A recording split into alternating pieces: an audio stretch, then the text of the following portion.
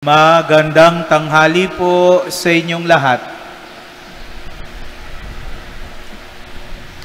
If we listen carefully to the first reading today from the Acts of the Apostles, we heard the name of Saul. And we all know who this Saul is. This is the former name of Paul.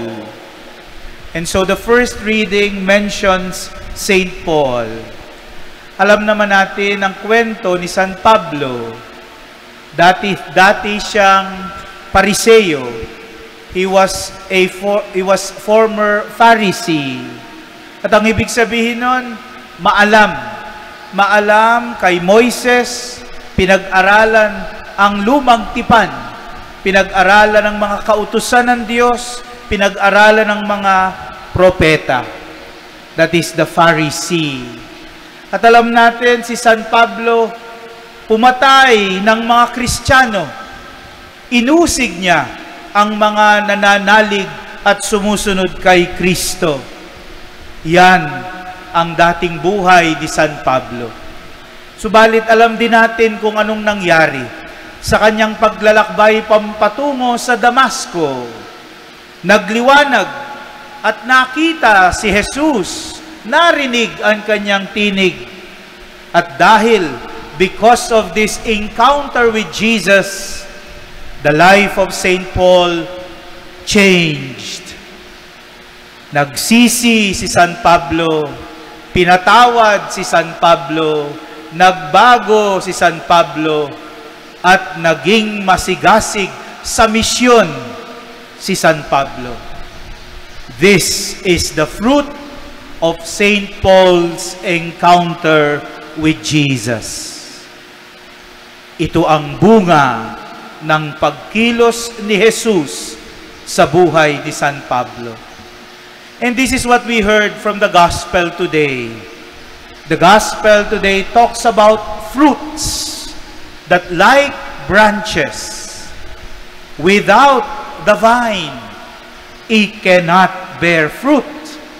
So also every Christian, we can only bear fruit if we remain in Christ, if we are one in Christ, if we are connected to Christ.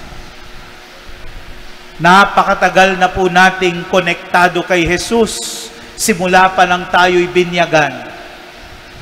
Napakatagal na po nating Katoliko, napakaraming beses na tayong tumanggap ng katawan ni Kristo.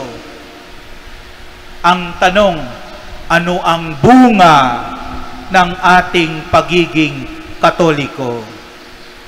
What is the fruit of our faith in the Lord? What is the fruit of the work of Jesus in our lives?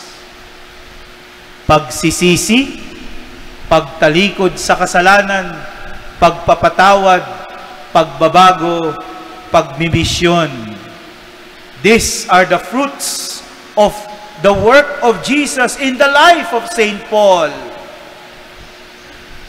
What are the fruits of the work of God in our lives? Alam niyo po, this year is my 25th year in the priesthood. And again, I always ask the Lord in my prayer, Lord, what is the fruit of my 25 years in the priesthood? Ano nga ba ang bunga? And this question we should ask ourselves.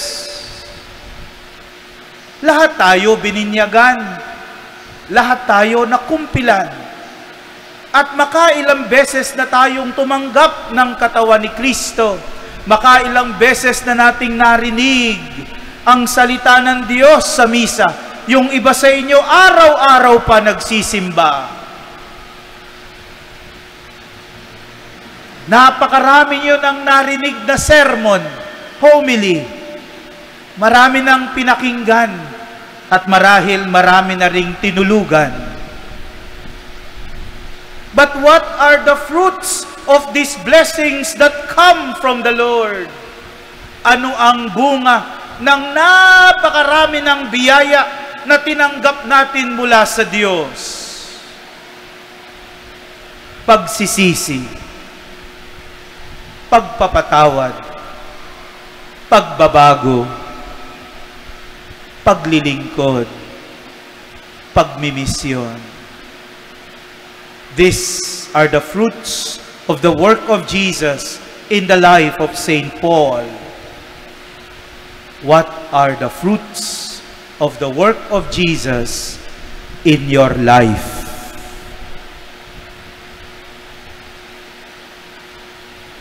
Baka po akala natin, ang bunga ng biyaya ng Diyos ay nasa pag-aaral lamang ng mga turo ni Kristo. Importante po yun.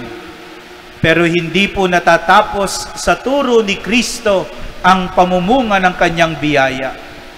The fruit of the work of Jesus in our lives is not only about learning the teachings of Christ.